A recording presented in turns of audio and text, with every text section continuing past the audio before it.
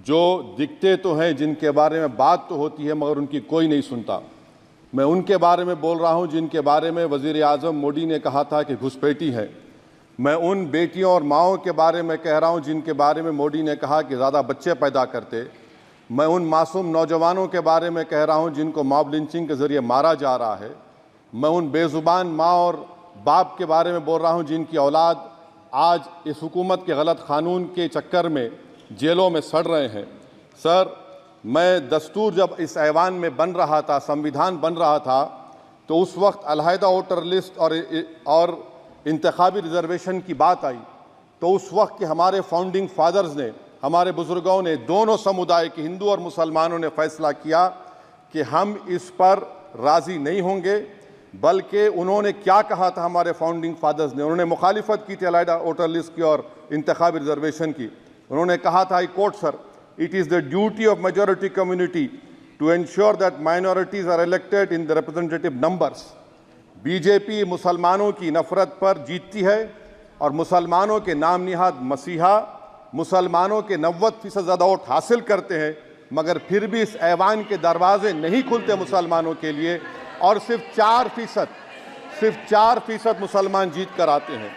Sir, संविधान सिर्फ एक किताब नहीं है जिसे चूमा जाए, संविधान एक किताब नहीं है जिसे दिखाया जाए, संविधान एक सिंबल भी है, मगर संविधान एक हमारे बुजुर्गों के ख्वाबों की किताब है।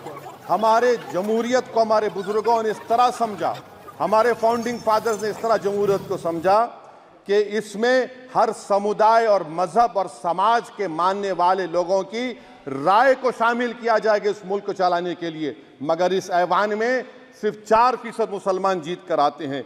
मैं संविधान से जो मोहब्बत के दावे करते हैं उनसे कहूँगा कि कभी उठाकर पढ़ो कॉन्स्टिट्यूंट असेंबली डिबेट्स में कि नेहरू ने, HC मुखर्जी ने, सरदार हुकुम सिंह ने माइनॉरिटीज़ के बारे में क्या कहा था।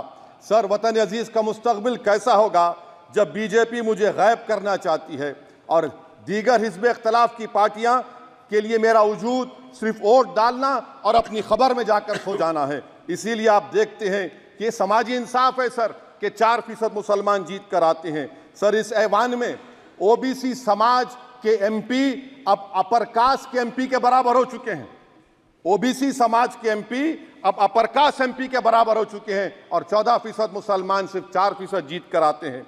CSDS का डेटा ये बताता है कि इस मुल्क में जो वोट बैंक है, जो एक मुश्त वोट डालता है, वो अपर कास्ट का है।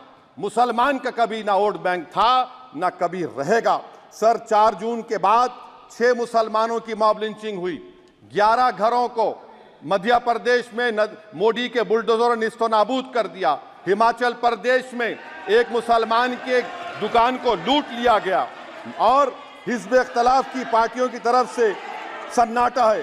शायद अब वक्त आ चुका है कि लफ्ज़ मुसलमान का नाम लेना भी अब उस पर पाबंदी आयद कर दी जाएगी। सर, मैं ये बात बताना चाह रहा हूँ कि नरेंद्र मोदी को जो मैंडेट मिला है। एक मिनट, आप लोग बैठ जाएं, कृपया आप लोग बैठ जाएं। श्री मनसुख मांडविया जी, आप लोग बैठ जाएं, कृपया माननीय सदस्य बैठ जाएं। श्री मनसुख मांडविया जी, मनसुख मांडविया जी, कृपया आप लोग बैठ जाएं। अपने प्रारंभिक कृपया आप लोग बैठ जाएं। आप लोग बैठ जाएं। माननीय सदस्य ने अपने प्रारंभिक भाषण में जो शब्द प्रयोग करा है उसको ऑथेंटिकेट करा जाए। और अभी उन्होंने उल्लेख करा कि मोदी के बुलडोजर ने वहाँ मॉब लिंचिंग करा है, उसको भी ऑथेंटिकेट करा जाए। निश्चित तौर से इसको ठीक है। उवैसी साहब, जब भी कोई बात नहीं सर, आप चेयर पर बैठे हैं जी, इसलिए आप मंत्री जी को पेट में दर्द हुआ, माशाल्लाह, शुक्रिया उनका। नहीं, तो सर मैं मंत्री की जवाबदेही है अरे नहीं, मंत्री इससे बुरी बात क्या है? पेट में दर्द हो सकता है, वो दर्द ये सब ठीक। अच्छा, दर्द हुआ, चलिए दर्द हुआ, दिल का दर्द हुआ। तो सर, जो नरेंद्र मोदी को मैंडेट मिला है वो सिर्फ और सिर्फ मुसलमानों की नफरत पर हिंदुत्व की वजह से मिला है। I would like to say it is not Modi's in dock but every single person voted him despite his anti Muslim voice. And I would like to tell the opposition parties, this is not a moral victory for you, this is a victory of majoritarianism. Everyone should contemplate and do introspection. Why is it that the OBCs and the upper caste are getting their due representation? Why are the Muslims not getting? Are we here only to vote for you and not to get elected? If that is the case, please tell us that we are only here to vote for you. Sir, आज भारत के आधे नौजवान बेरोजगार हैं और रोजगार की तालाश, बेरोजगारी का आलम यह है सर कि मोदी सरकार के 5 साल में 75 लाख एस्पिरेंट्स की जिंदगी बर्बाद हो गई, 6 पेपर लीक हुआ। बेरोजगारी का आलम यह है सर कि रशिया जा रहे हैं, वहां जाकर अपनी जानों को दे रहे हैं। बेरोजगारी का आलम यह है कि नरेंद्र मोदी रोजगार का कैंप चलाती है नौजवानों के लिए कि तुम इजराइल में जाकर काम करो, उनको कैनन फॉडर बना रही है ताकि फलस्तीनियों की जायदादों को हड़प कर सके। ये भी कंक्लूड कर। अरे सर मेरा टाइम है, कहाँ टाइम है सर? आप ये टाइम ले लिए मेरा सर, मैं 2 मिनट दीजिए। ये विश्वगुरु की पॉलिसी है। इजराइल को 27 टन हथियार जा रहा है। 9 मिलियन भारत के लोग गल्फ में काम करते हैं, क्या असर पड़ेगा? 47,000 इजरायली फलस्तीनी मार चुके हैं। क्या है हमारी पॉलिसी सर? क्यों हथियार दे रहे हैं सर? नस्लकशी हो रही है। सदर जमहूरिया के खुतबे में राष्ट्रपति के सर, मैं उसी पे बोल रहा हूं सर, उसमें लिखा हुआ है फॉरेन पॉलिसी के ऊपर, आप पैराग्राफ नंबर 25 देख लीजिए। सदर जमहूरिया में सैचुरेशन अप्रोच है।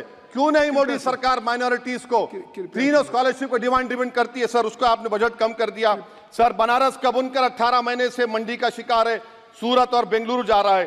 सर आखिरी बात कंक्लूड कर रहा हूं, आखिरी बात सर, पनून केस में निखिल गुप्ता, मोदी ने कहा था कि हमने घर में घुसकर मारा, तो निखिल गुप्ता को किसने ऑर्डर दिया था पनून को मारने का? अगर नहीं दिया तो उसको बचाइए, और अगर दिया नहीं तो फिर उस पर पीएमएलए क्यों नहीं लगाते? और सर समाप्त करो। कमेटी बनाई आपने, उसका क्या हुआ? सर हम एससीओ को नहीं जा रहे। सर मैं आपको बता रहा हूं कि मैं अपनी इस तकरीर को टीपू सुल्तान की नजर, सुनिए सर, अब हो गया खत्म कर रहा हूं सर। मैं अपनी तकरीर को टीपू सुल्तान के नजर कर रहा हूं। ये टीपू सुल्तान की फोटो है, क्या आप इससे भी नफरत करेंगे?